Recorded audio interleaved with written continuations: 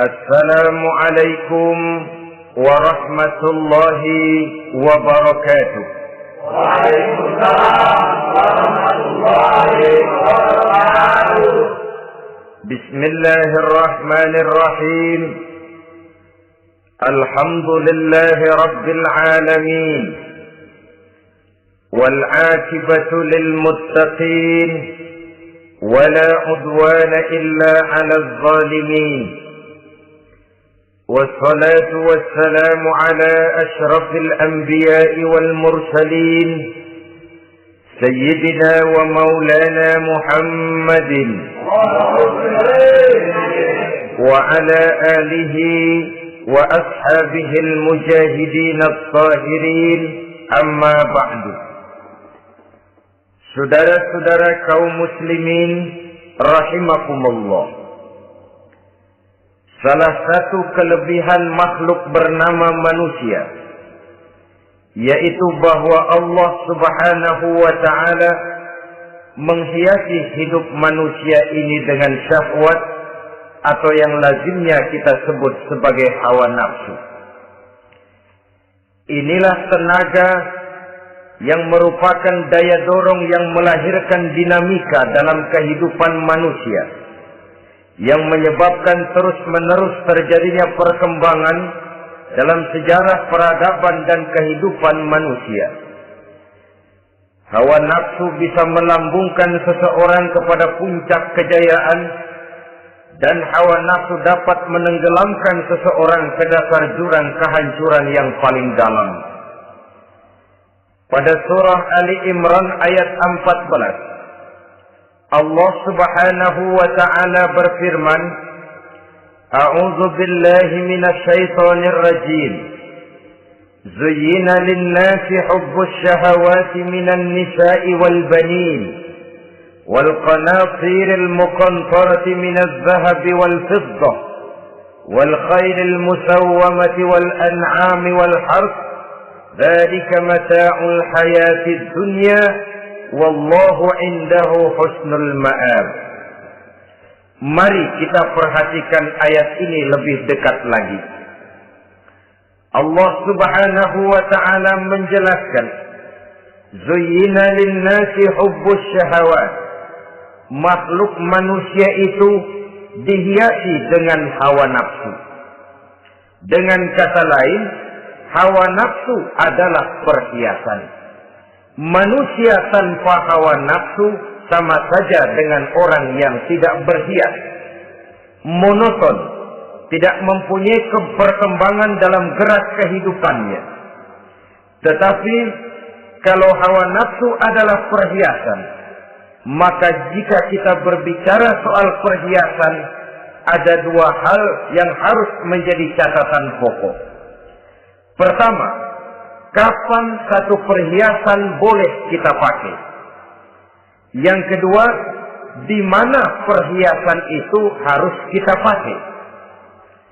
Kalau saudara berdandan rapi, pakai sepatu dengan kaos kaki, celana, jas, pakai dasi segala macam, tapi itu saudara lakukan pada saat saudara akan pergi ke WC, maka saudara sudah memakai perhiasan tidak pada waktu yang tepat.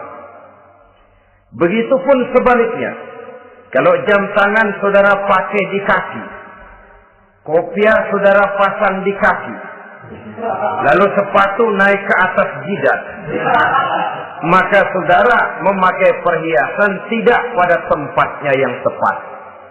Demikian juga sifat yang bernama nafsu. Kapan dia boleh diperturutkan, di mana dia boleh disalurkan, adalah tugas daripada agama untuk mengatur syahwat atau hawa nafsu.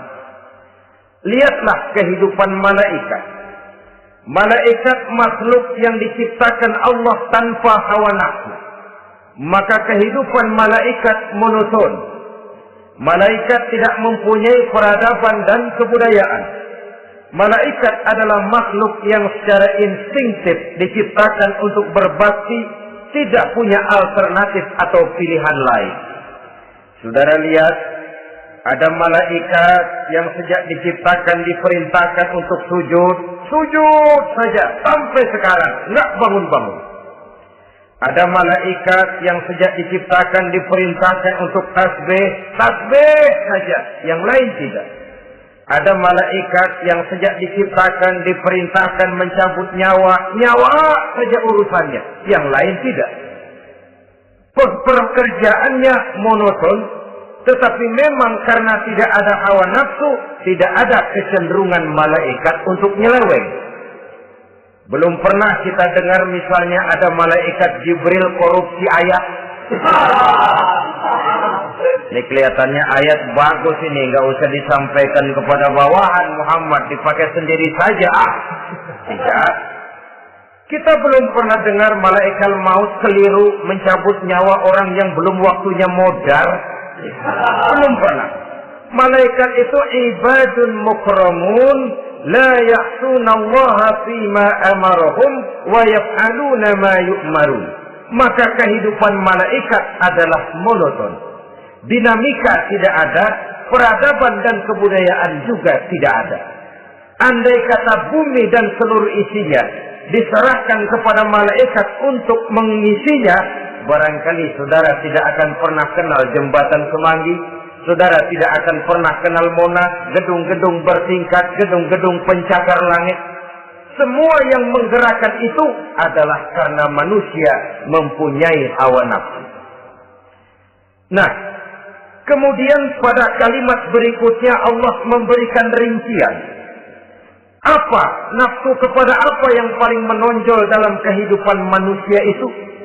Pertama, minan nisa, hawa nafsu kepada perempuan. Ini tentu yang ditujukan laki-laki. Dimanapun saja makhluk bernama laki-laki, kalau dia normal, tidak impoten, mesti suka kepada perempuan. Itu wajar, bin pantas alias normal. Tetapi tadi saya katakan di awal, nafsu kepada perempuan adalah perhiasan. Kapan makainya, di mana makainya, itulah tugas agama memberikan tuntunan dan aturan. Saudara-saudara kaum muslimin rahimakumullah, nafsu kepada wanita dapat mengantarkan seseorang kepada puncak kejayaan, tapi nafsu kepada wanita bisa menenggelamkan seseorang ke jurang kehancuran. Bergantung kepada latar belakang apa yang mendorong timbulnya syahwat tadi. Dengan kata lain, motivasi syahwat tadi digerakkan oleh iman dan ketakwaan atau semata-mata karena memang syahwat yang merupakan kendaraan iblis. Penyelewengan pertama yang terjadi dalam sejarah kehidupan manusia adalah penyelewengan yang dilakukan oleh Nabi Adam alaihi salam pada saat ia memetik buah khuldi. Kenapa itu dilakukan oleh Nabi Adam? Karena terdorong oleh rasa sayang dan cinta kepada istrinya Hawa. Sebenarnya Hawa lah yang merajuk, Siti Hawa lah yang membujuk, dan Nabi Adam oleh karena syahwatnya kepada istrinya memperturutkan bujukan Siti Hawa itu. Peristiwa Nabi Adam ribuan tahun yang lalu akan terus relevan sampai ke zaman kita sekarang ini. Berapa banyak orang-orang yang karena terlalu ingin menyenangkan istrinya, lalu tidak segan-segan melakukan perbuatan-perbuatan yang menyimpang, baik itu merugikan orang lain, merugikan masyarakat, bahkan merugikan bangsa dan negaranya. Seorang pedagang tidak akan segan-segan menipu. Sebaliknya pun begitu. Tidak jarang wanita di dalam kelemahannya bisa menenggelamkan dunia. Seorang suami yang jujur, polos, lugu, sederhana bisa jadi koruptor ulung karena didorong-dorong oleh istrinya. Istrinya barangkali bisa saja dibakar-bakar oleh tetangganya. Suaminya jujur, sederhana, kepala bagian, tempatnya basah, tapi melarat. Istri rupanya tidak sabar melihat gaya hidup yang makin konsumtif, persaingan yang makin tajam, suaminya dikipas-kipasin. Kata istrinya, bang, tetangga sebelah kita lakinya pegawai kecil, bang, tapi gelangnya kayak pelek beca. Abang ini kepala bagian tidak bisa membelikan saya macam itu, percuma lah. Kata suaminya, ya bagaimana, bu, gaji saya cuma segitu-gitunya. Ya namanya kepala bagian, apaan, kayak sahabat dulu.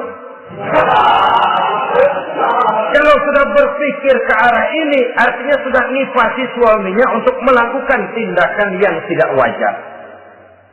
Saudara-saudara kaum muslimin rahimakumullah, sejak zaman klasik sampai kepada zaman kita sekarang ini, kita melihat kecenderungan syahwat kepada wanita ini. Julius Caesar yang katanya gagah perkasa ternyata tunduk di bawah kaki Cleopatra. Napoleon Bonaparte, the Lion of Europe, singa daratan Eropa, luas kekuasaannya, gagah perkasa tentaranya, kepada siapa dia tunduk? Ke bawah kakinya Margaret Josephine. Demikianlah di zaman kita sekarang, kita melihat di Jepang, betapa Perdana Menteri Uno didesak mengundurkan diri dari jabatan Perdana Menterinya oleh karena terlibat skandal dengan geisha. Kita juga melihat di Amerika betapa Senator Gary Hart dari Partai Demokrat yang masih muda, jenius, diharapkan masa depan Amerika lahir dari tangannya, terpaksa mengundurkan diri dari calon presiden oleh karena terlibat skandal dengan donor rights. Kita juga menyaksikan betapa parlemen dan kabinet di Inggris sempat geger oleh karena skandal Pamela Bordes, pelacur kelas kakap yang melanglang buana mencari sasaran-sasaran kakap. Ini adalah kisah kejatuhan yang diakibatkan oleh hubbus syahawat minan nisa. Oleh karenanya benar jika Nabi kita menyatakan an-nisa'u imadul bilad, wanita adalah tiang negara. Jikalau baik wanita, baik negara. Jikalau rusak wanita, hancur negara. Kalau syahwat kepada wanita cuma semata-mata karena syahwat, maka seorang laki-laki akan memandang wanita cuma sekedar alat pemuas hawa nafsu. Nilainya rendah. Sedangkan agama kita mengajarkan ma akraman nisa'a illa karimun wa ma ahanan nisa'a illa laimun, kata Nabi. Tidak akan menghormati kaum wanita kecuali orang-orang yang terhormat, dan tidak akan merendahkan derajat kaum wanita kecuali memang orang-orang yang rendah moralnya. Dengan kata lain, apabila syahwat minan nisa'i dilandasi dengan semangat iman dan ketakwaan, maka kehidupan Rasulullah sallallahu alaihi wasallam sungguh menjadi figur dan contoh dalam kehidupan kita. Perkawinannya bukan karena wajah yang cantik semata-mata, tapi lebih merupakan nilai ibadah kepada Allah Subhanahu wa taala. Dengan demikian, kecenderungan kepada hubbus syahawat minan nisa dikontrol oleh nilai iman. Barometernya, tolok ukurnya adalah iman. Di zaman sekarang banyak kasus kawin campur yang pada akhirnya akan membingungkan kita sendiri. Padahal Al-Quran secara jelas dan tegas memberikan bimbingan. Orang itu kalau sudah, kata Imam Syafi'i, wa ainur ridha an kulli aibin kalilatun kama anna aina syuhti tubdil masawiya. Mata kalau dibalut cinta dia buta terhadap nista, tapi mata kalau dibalut benci hanya melihat yang keji-keji saja. Biasanya cinta kepada wanita memang bisa menimbulkan dorongan yang positif, tapi juga bisa membuat seseorang buta sama sekali. Dorongan yang positif paling kurang dari segi penampilan. Coba lihat lelaki kalau lagi demen perempuan, lenjeh banget. Sisiran rambutnya rapi, terikaan bajunya lancip, sepatunya mengkilat, kantong celananya tebel, perkara anduk isinya bukan soal. Yang penting kan gaya. Lalu dinamis, kreativitasnya ada saja timbul.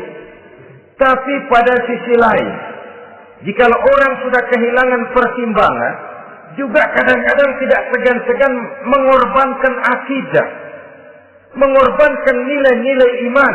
Padahal ini taruhan utama, sampai Quran dengan tegas memberikan peringatan. Wala ammatun mu'minatun khairun min musyrikatin walau a'jabatkum. Perempuan budak yang hitam legam, kalau beriman, itu lebih baik untuk dinikahi daripada wanita cantik berkulit kuning langsat tapi musyrik. Lebih baik budak yang hitam legam beriman daripada wanita cantik berkulit kuning langsat berhati bangsat. Tapi kita kadang kehilangan pertimbangan. Karena agama, karena cinta agama digadaikan. Karena cinta akidah terjual. Karena cinta keyakinan jadi korban. Ini semua penyakit yang datang dari hubbus syahawat minan nisa. Kecenderungan mengumbar nafsu kepada perempuan. Ini memang perhiasan, tapi bisa juga jadi bumerang dalam kehidupan manusia.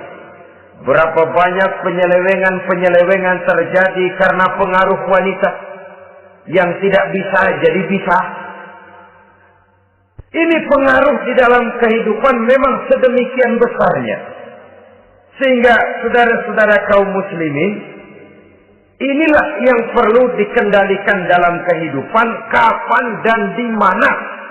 Kalau nafsu adalah perhiasan, kapan dan di mana perhiasan itu harus kita pakai.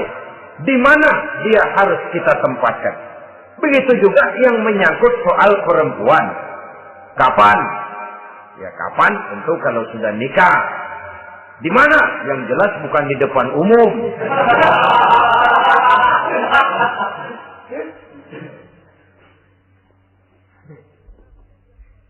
Ini nafsu yang pertama, minan nisa. Yang kedua, wal banin. Dihiasi juga manusia dengan kecintaan kepada banin. Makna banin di sini ay al-aulad, anak-anak laki. Kenapa disebut banin, anak-anak laki? Karena pertama, sering anak laki itu lebih jadi kebanggaan buat orang tuanya ketimbang anak perempuan. Sebabnya apa? Pertama, faktor nasab. Silsilah lebih kuat kepada laki-laki ketimbang perempuan. Yang kedua, faktor cita-cita. Orang tua kalau punya anak laki-laki, cita-citanya panjang. Nah, kau nanti jadi dokter ya. Nah, jadi insinyur ya. Nah, jadi pilot ya. Nah, jadi pengusaha ya. Nah, jadi presiden ya. Tapi kalau dia punya anak perempuan, paling, ya nak, mudah-mudahan nanti kamu dapat jodoh orang baik nak. Dapat jodoh orang soleh. Saudara-saudara, yang ketiga, anak perempuan itu kalau sudah berkeluarga, biasanya pindah kepada lingkungan keluarga lain. Sehingga orang berkata, punya anak perempuan banyak sebenarnya seperti agen. Artinya ada yang mau bawa, kan gitu. Ada yang minta, ambil. Ada yang berminat, buntel. Paling dia nengokin orang tuanya lebaran. Ya syukur kalau sebulan sekali atau seminggu sekali. Tapi minimnya kan lebaran. Dengan demikian dari garis nasab ini lebih kuat al-banin ketimbang al-banat. Manusia dihiasi dengan kecintaan kepada anak-anak. Sering karena terlalu cinta kepada anak, kita menjerumuskan anak. Terlalu sayang kepada anak, segala maunya kita perturutkan tanpa kendali dan kendala. Akhirnya sifat yang demikian itu malah mendorong anak untuk manja, tidak percaya kepada kemampuan yang dimilikinya, selalu mengandalkan kepada kebesaran, kemampuan daripada orang-orang yang dibanggakannya itu.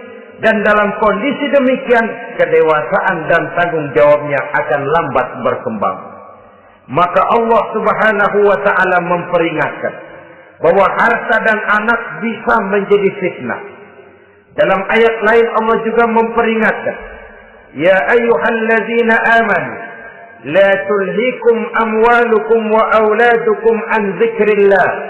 Wahai orang-orang yang beriman, jangan sampai hartamu dan anak-anakmu memalingkan kamu daripada mengingat Allah. Jangan sampai kesibukanmu kepada anak dan harta benda menyebabkan kamu sampai lupa mengingat Allah Subhanahu wa ta'ala.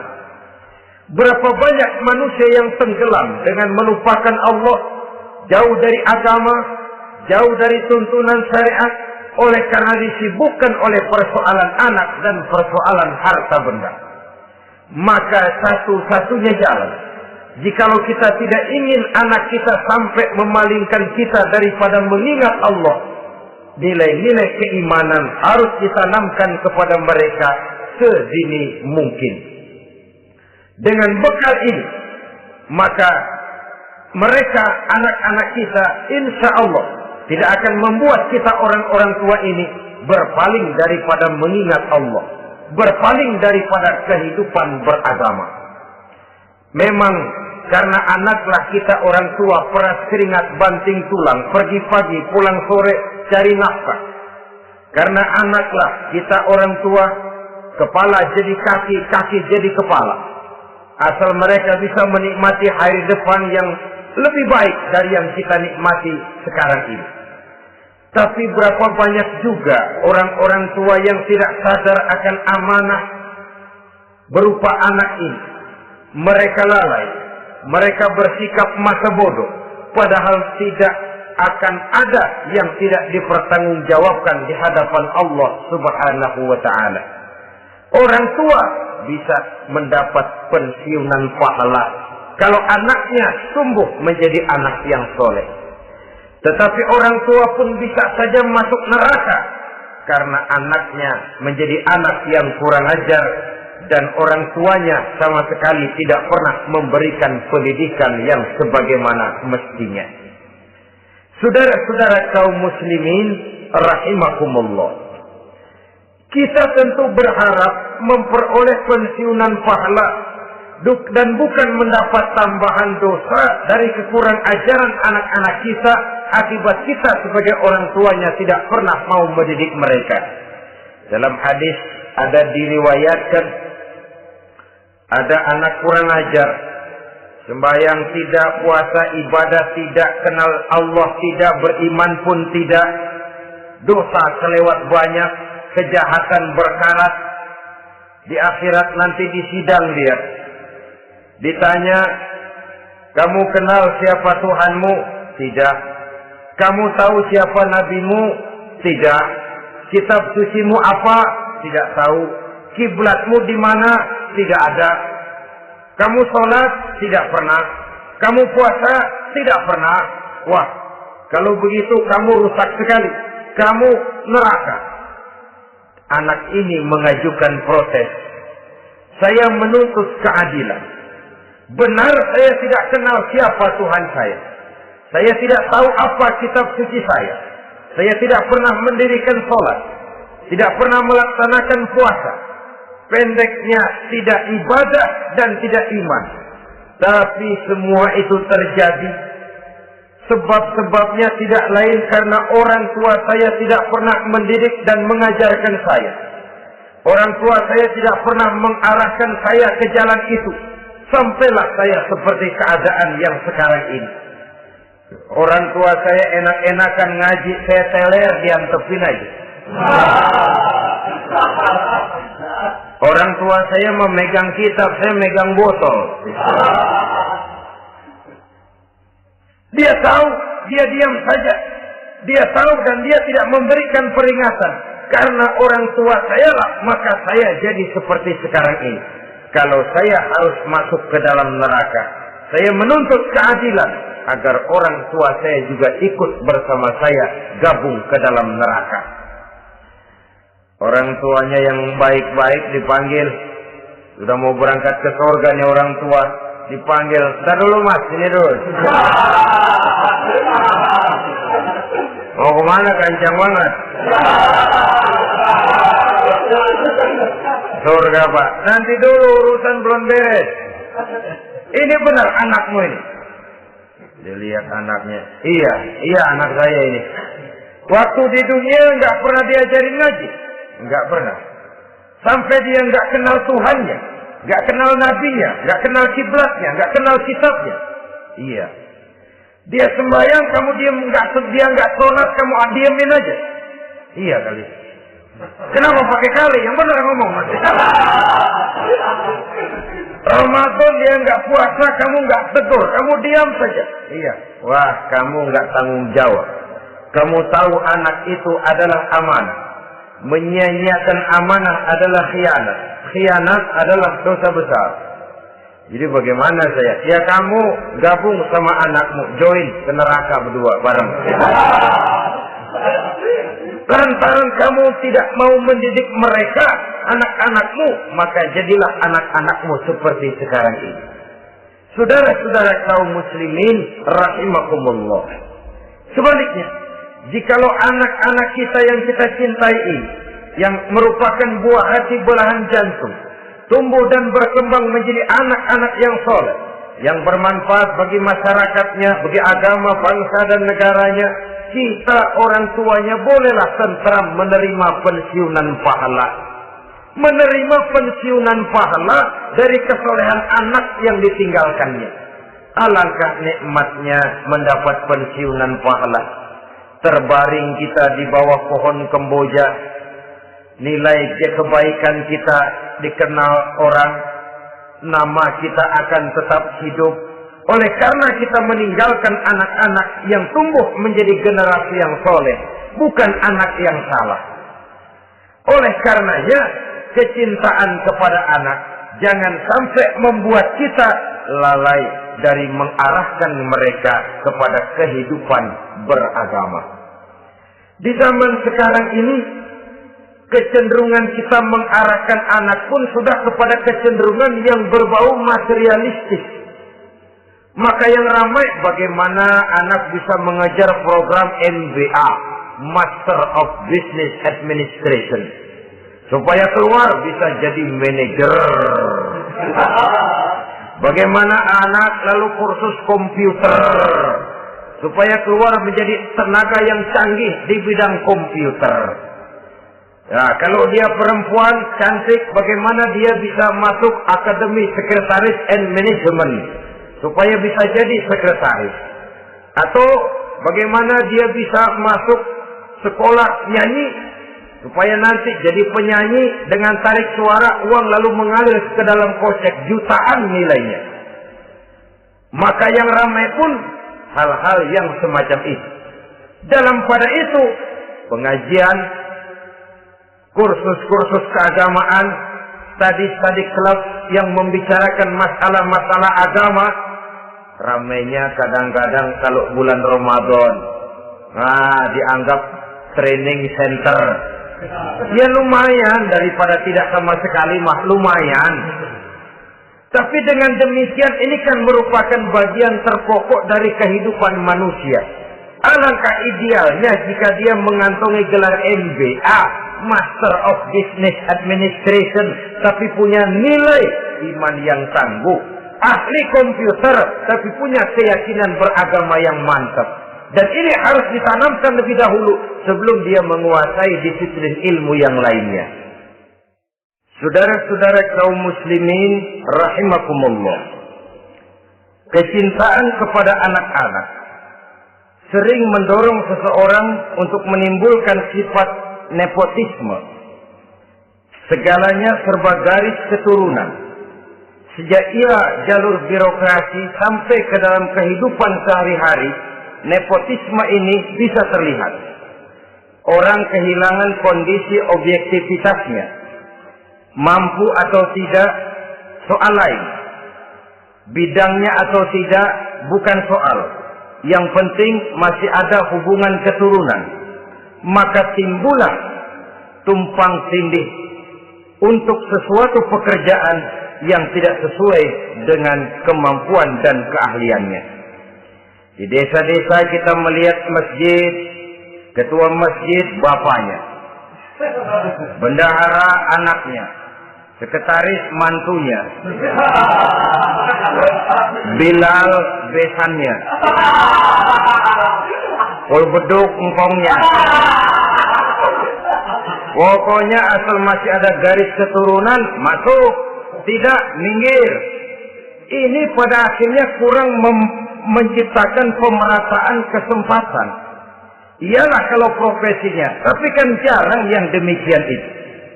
Kita boleh cinta kepada anak-anak kita, tapi jangan lalu mempergunakan posisi yang kebetulan kita gunakan untuk menempatkan anak-anak kita lebih dari kemampuan yang mereka miliki. Nepotisme yang lahir. Sehingga ini bukan saja tidak mendidik, tapi mengakibatkan terjadinya tumpang tindih. Tidak lagi berprinsip the right man on the right job, bahwa orang harus ditempatkan sesuai dengan keahliannya, tapi kita sudah berpikir subjektif. Ahli atau tidak ahli, asal masih berbau keturunan, ayo silakan. Nepotisme yang akan lahir. Oleh karenanya, mencintai anak adalah sesuatu yang merupakan perhiasan di dalam kehidupan. Wajar, tetapi harus kita menempatkannya sesuai dengan semestinya. Ini yang kedua. Yang ketiga, nafsu yang menghiasi hidup manusia itu adalah nafsu kepada wal qanatiril muqantarati minaz zahabi wal fiddah. Al-qantarah ay al-malul katsir. Kecintaan, kesenangan, nafsu kepada harta benda yang banyak daripada emas dan perak. Ini tentu sesuai dengan situasi dan kondisi. Kecintaan untuk mengumpulkan harta benda yang sebanyak-banyaknya. Baik itu berupa emas, baik itu berupa perak. Ini cuma penyebutan beberapa jenis dari kecenderungan manusia kepada harta benda. Bukankah sering dikatakan orang bahwa manusia di dalam berhadapan dengan harta itu seperti meminum air laut. Makin diminum, makin kering tenggorokan, makin haus kita dibuatnya. Apabila watak ini kita perturutkan, maka manusia tidak akan pernah kenal puas, tidak akan pernah kenal cukup. Nabi kita memberikan peringatan.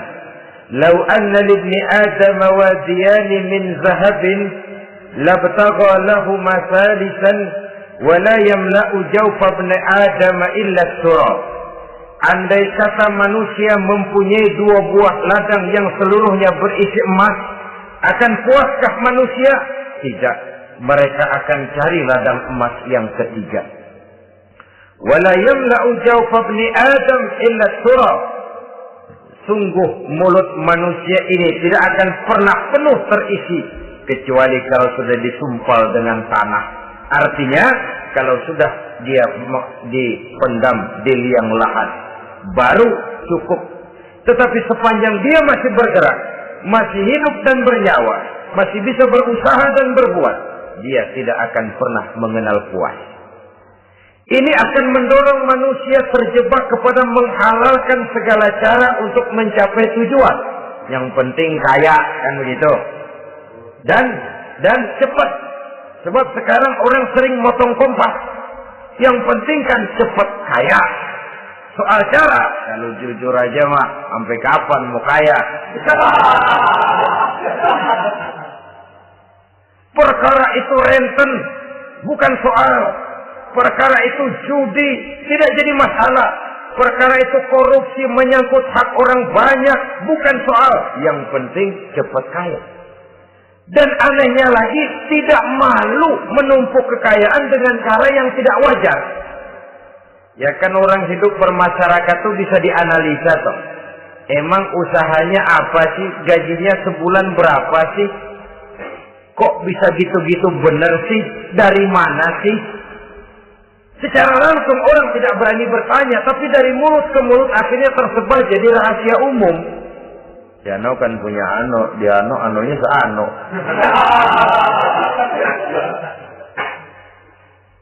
Ini bisa jadi bahan pertanyaan dalam kehidupan. Akhirnya jadi gunjingan. Orang sudah tidak terlalu peduli dari mana kekayaan itu diperoleh. Yang penting kaya. Dengan menghalalkan segala macam cara. Terjebaklah ke dalam cara-cara mafia. Terjebaklah ke dalam cara-cara yang tidak wajar, tidak bijaksana. Memperkuat klan dengan menghantam yang lain. Saudara-saudara kaum muslimin rahimakumullah, bahwa manusia punya nafsu ingin kaya itu boleh. Boleh. Agama memberikan tuntunan, memberikan aturan. Tidak hanya sekedar asal kaya, tidak hanya sekedar asal banyak harta. Malahan hadis menyatakan kalau saudara diberikan umur panjang, pertanyaan akhirat cuma satu kok. Umurmu kau habiskan di mana? Kalau saudara diberikan amanah berupa ilmu pengetahuan, pertanyaan akhirat juga cuma satu kok. Ilmumu kau amalkan untuk apa? Tapi kalau kita diberikan amanah berupa harta benda, pertanyaan akhirat itu dua. Min aina iktasabahu wa fima anfaqahu. Dari mana hartamu kau dapat, kemana hartamu kau belanjakan. Dari mananya ditanya, kemananya juga ditanya. Depan belakang ditanya. Dan kalau mempergunakan harta untuk kesenangan syahwat, orang berani bukan main. Tapi kalau untuk kepentingan agama, yang hakikatnya untuk kepentingan dirinya sendiri, berat seperti nyabut bambu dari ujung. Orang kalau menyumbang masjid 100.000, itu kan zahirnya memberikan panitia masjid. Tapi hakikatnya kan dia nabung buat dirinya sendiri. Seolah-olah dia cuma berkata, Pak, tolong saya titip 100.000, ini untuk kepentingan saya di akhirat nanti. Silakan uangnya mau dibelikan semen, pasir, kaca, pintu, jendela, silakan. Saya cuma titip, ini untuk saya di akhirat nanti. 100.000 Pak. Zahirnya dia memberikan kepada panitia masjid, madrasah, pesantren, yatim piatu. Hakikatnya dia nabung buat dirinya sendiri di akhirat.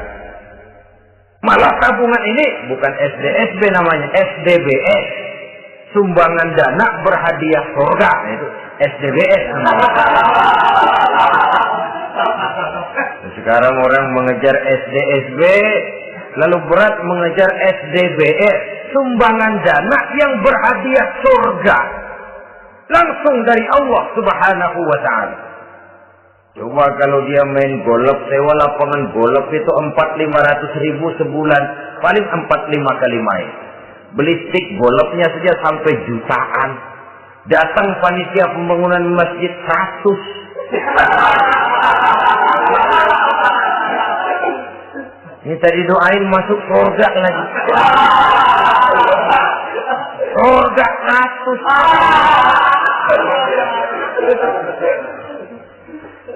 Saudara-saudara kaum muslimin rahimakumullah. Kecintaan kepada harta benda yang banyak, baik berupa emas, berupa perak, mendorong orang untuk berlomba-lomba yang Allah peringatkan dalam Al-Quran, Alhaakumut takatsur hatta zurtumul maqabir. Kamu telah lalai akibat kamu berlomba-lomba memperbanyak materi dunia. Hatta zurtumul maqabir, sampai kamu dekat masuk ke liang kubur, baru rupanya sadar bahwa perlombaan ini tidak akan pernah sampai ke garis finish. Betapapun jauhnya rally Paris-Dakar, garis finishnya ada. Betapapun hebatnya medan yang ditempuh buatnya gurun pasir Afrika, garis finishnya pasti ada. Itu kan rally yang terbuat di dunia katanya, Paris-Dakar. Tapi garis finishnya ada. Namun jikalau kita berlomba memperbanyak harta, kita tidak akan pernah sampai ke garis finish. Yang kecil-kecilan aja dah. Kalau orang ditanya, kamu kenapa sih belum mau sembahyang? Ya, bagaimana mau sembahyang, Pak? Tinggal di Jakarta masih kontrak. Saban habis tahun diubur-ubur yang punya rumah. Kalau punya rumah sendiri walaupun kecil-kecilan, saya mau ibadah, Pak. Ya, diberikan rezeki oleh Allah, bisa bikin rumah walaupun kecil-kecilan. Belum juga mau sembahyang. Kok belum juga sembahyang? Iya, Pak, rumah emang udah punya sendiri, cuman kecil, Pak. Atasnya asap, kalau hujan aja bocor.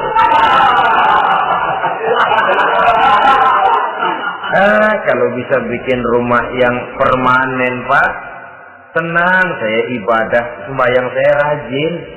Iyalah, diberikan rezeki, bisa bikin rumah permanen. Bagus rumahnya. Lain lagi. Iya, rumah sudah permanen, tembok, ubin. Cuman isinya belum ada, Pak, perabotannya. Duh. Kalau punya peralatan rumah tangga yang memadai, tenang, saya ibadah. Diberikan juga rezeki, bisa beli perabotan rumah tangga yang lumayan. Di atas tekelnya sudah pakai karpet, mebelnya spaghetti, tempat tidurnya alga spring bed, dan lo-pilo, ada kulkas, ada TV, di sebelah TV ada kunci mobil. Kuncinya mobilnya.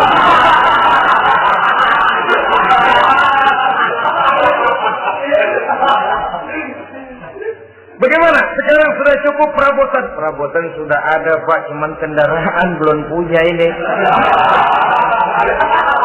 Kemana-mana masih ngukur jalanan aja. Kalau punya kendaraan enak, kemana-mana cepet, Pak, mau ke masjid juga getap dah, rajin. Diberikan rezeki, bisa beli kendaraan. Lain lagi nanti. Sudah punya sepeda, pengen punya motor, kepengen punya mobil, kepengen punya pesawat terbang, pengen punya kapal induk. Sudah punya kebun, pengen beli sawah, sudah punya sawah, pengen punya gunung, sudah punya gunung, laut diborong. Perlombaan materi tidak akan pernah membawa kita ke garis finish. Karena sifatnya sangat abstrak, bahkan akan mendorong kita seperti gurita. Cenderung kepada penyakit tamak bin rakus alias serakah. Dengan demikian, saudara-saudara, bahwa kecintaan kepada harta merupakan nafsu, dan nafsu itu adalah perhiasan, dia bisa menjadi daya dorong positif. Kalau dalam upaya memperoleh harta itu kita tidak akan keluar dari tujuan keridhaan Allah. Saya cari nafkah, tapi yang Allah ridho. Saya ingin kaya, tapi dengan cara yang Allah ridho. Ini kunci yang akan menyelamatkan kita manusia dari perangkap menghalalkan segala cara. Ini yang ketiga. Yang keempat, dihiasi manusia itu dengan nafsu kepada wal khailil musawwamah. Kuda yang bagus, kendaraan yang bagus, kuda yang terpelihara. Al-musawwamah ada yang mentafsirkan ar-ra'iyah. Ar-ra'iyah itu yang digembalai. Binatang ternak, kuda yang digembalai atau kuda yang diikat. Artinya, kalau dulu kan yang namanya tuan-tuan tanah itu baru dibilang bejeger kalau kemana-mana naik kuda. Jet set zaman dulu itu. Itu udah kelompok jet set itu kendaraan. Kalau sekarang baby benda. Dulu mah kuda band.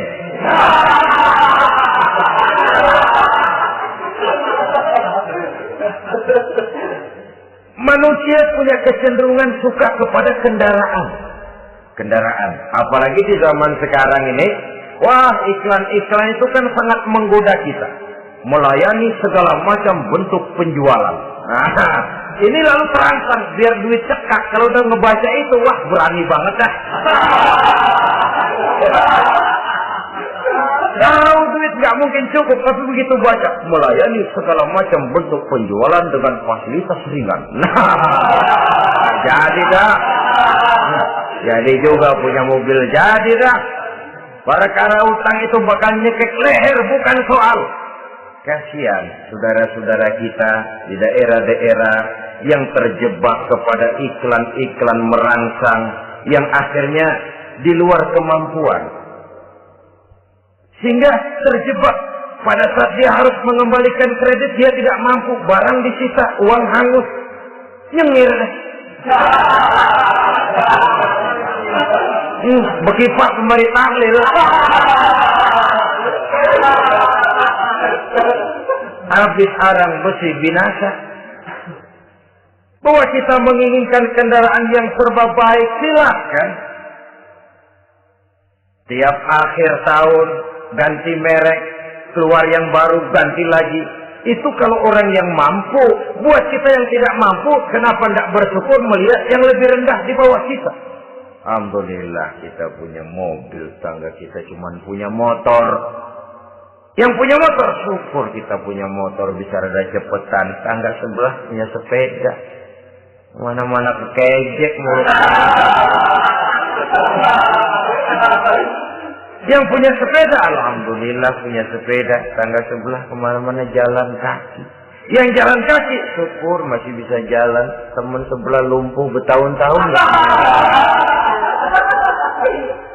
Yang lumpuh, alhamdulillah masih hidup. Tangga sebelah kemarin out nggak balik lagi. Saudara-saudara, saya pikir menengok ke atas itu perlu supaya ada rangsangan kita untuk maju. Tapi menengok ke bawah pun juga lebih perlu agar kita mensyukuri yang ada dan tidak suudzon, tidak buruk sangka kepada Allah. Apa yang diberikan Allah kepada kita sekarang ini, itulah yang terbaik menurut Allah untuk kita. Saudara-saudara kaum muslimin rahimakumullah. Dahulu ada seorang pemuda, matanya buta. Dia mengeluh, ya Allah, kenapa saya dilahirkan dalam keadaan buta? Apa dosa saya? Apa salah saya?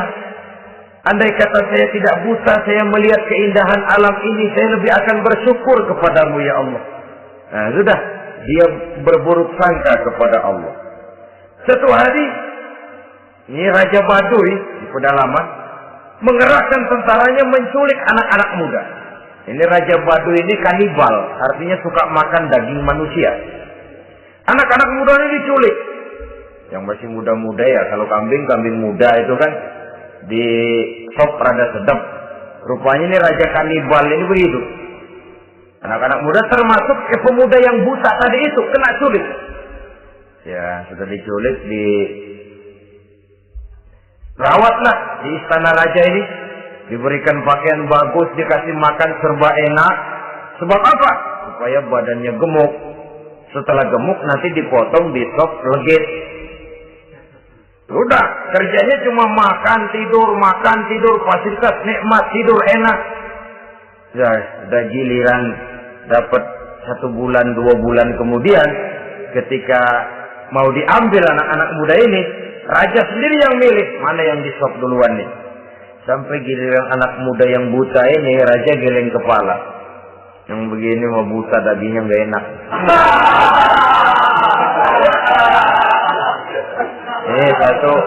Satu lepas saja, lepas.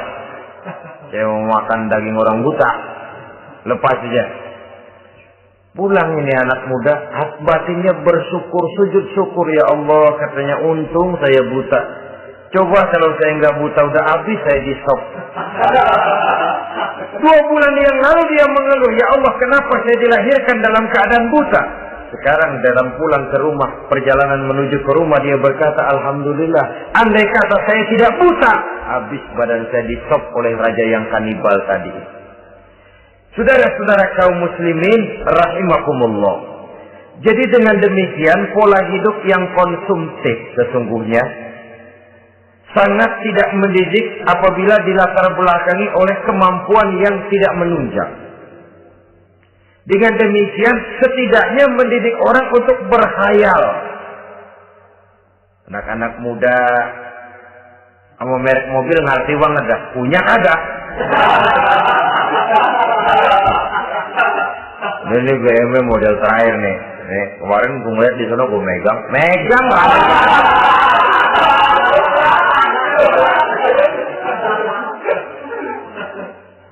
tulul amal ini kalau tidak diimbangi dengan saluran yang positif, dia akan terjebak kepada penyakit tulul amal, panjang angan-angan. Baiklah ya, wal khailil musawwamah.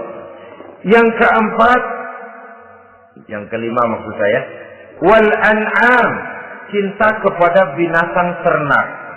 Manusia ini kan punya kecenderungan macam-macam. Setelah rumahnya bagus, hartanya banyak, kendaraannya cukup, ingin beternak. Jadilah peternak. Ini kecenderungan manusia, wajar saja sepanjang didapatkan dilakukan dengan cara-cara yang wajar. Wal harth, dan tumbuh-tumbuhan, bertani, bersawah, berladang, itu merupakan kecenderungan daripada manusia. Keseluruhan itu kata Allah, kecintaan kepada wanita, kepada anak, kepada harta benda, kepada kendaraan, kepada binatang ternak, kepada tumbuh-tumbuhan, zalika, semua itu mata'ul hayatid dunya, merupakan kesenangan hidup dunia. Berapa lama kesenangan hidup dunia? Sebentar, seumur manusia. Seumur manusia. Bahkan kadang-kadang pada saat dia masih hidup pun orang tidak sepenuhnya sempat menikmati kesenangan hidup dunia. Apabila ajal datang, selesailah kehidupan dunia sampai di situ. Orang-orang kafir, buat mereka surganya di dunia ini. Bila kehidupan di dunia selesai, selesailah sudah surganya sampai di situ. Kesemua itu, kata Allah, merupakan kesenangan daripada kehidupan di dunia. Wallahu indahu husnul ma'ab, dan Allah mempunyai tempat kembali yang sangat baik. Nah, setelah Allah menjelaskan semua itu, pada ayat yang ke-15 Allah memberikan jalan keluarnya.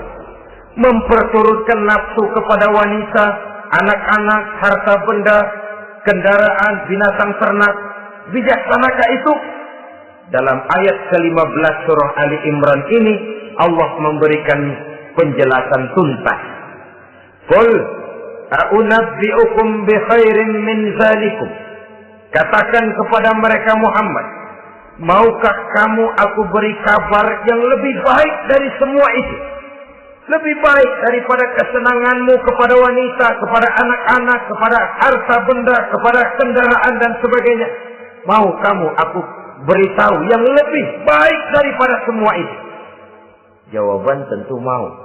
Kalimatnya bukan ukhbirukum, a'unabbi'ukum. An-naba itu berita yang besar. Lain dengan al-khabar, itu berita biasa saja. An-naba, sehingga pembawa berita disebut nabi. Dari naba yang yanbi, pembawa berita yang benar. A'unabbi'ukum, maukah aku tunjukkan kepada satu berita yang benar-benar besar dan benar-benar lebih baik dari yang semua disebutkan tadi. Apa jalan keluarnya? Lillazina taqaw 'inda rabbihim jannatun tajri min tahtiha al-anhar. Bagi orang-orang yang bertakwa kepada Allah, mereka akan mendapatkan surga yang di bawahnya mengalir sungai. Khalidina fiha, mereka akan kekal di dalamnya. Wa azwajun mutahharah, dan mereka mendapat istri-istri yang suci. Wa ridwanum minallah, dan keridhaan daripada Allah Subhanahu wa taala. Kalau kamu hai orang-orang yang beriman, kalau kamu hai manusia menyangka bahwa nafsu kepada wanita, anak-anak, mengumpulkan harta benda, kendaraan yang menarik, binatang ternak dan tumbuh-tumbuhan itulah yang lebih baik untuk kesenangan dunia, memang itu kesenangan dunia.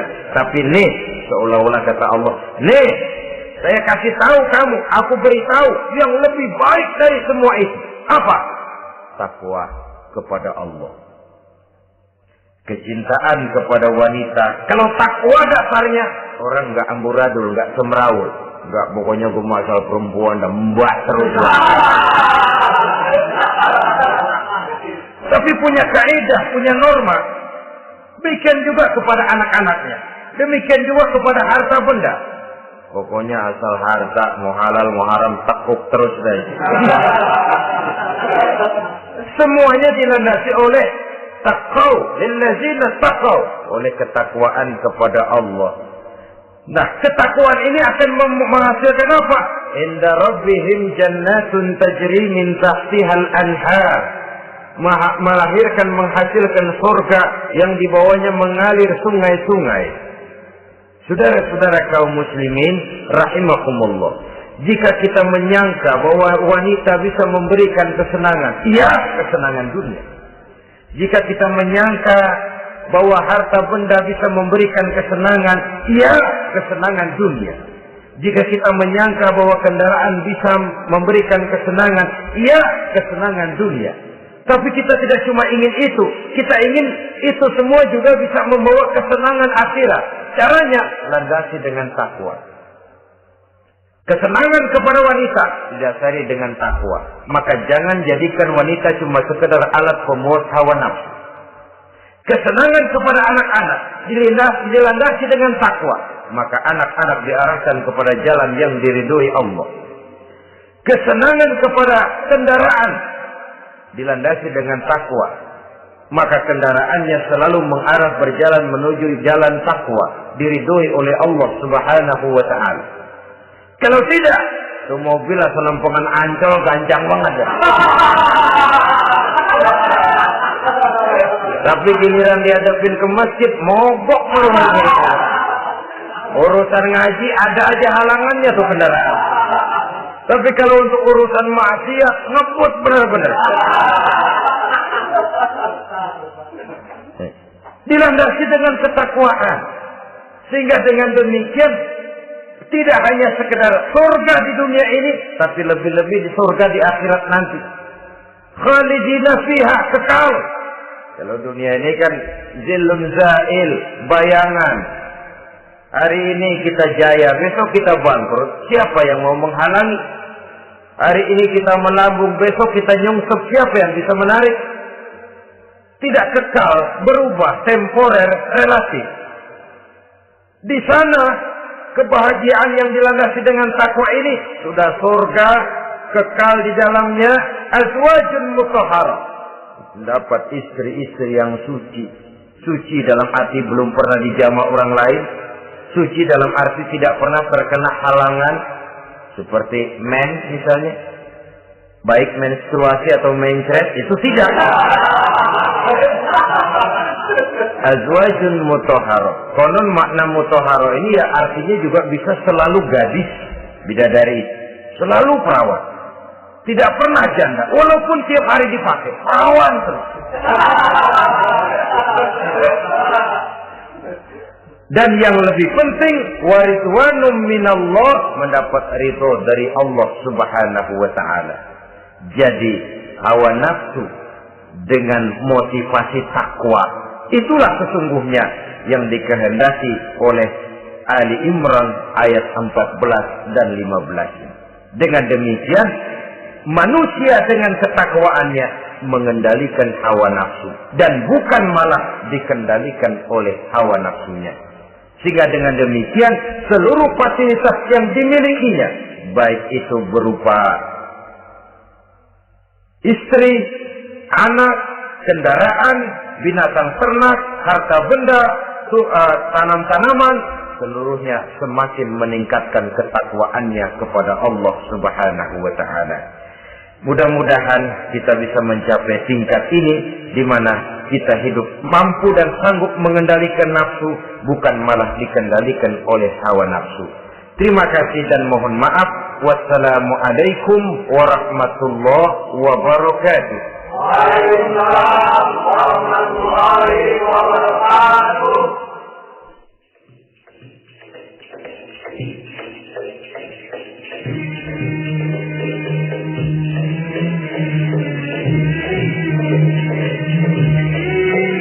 Thank you.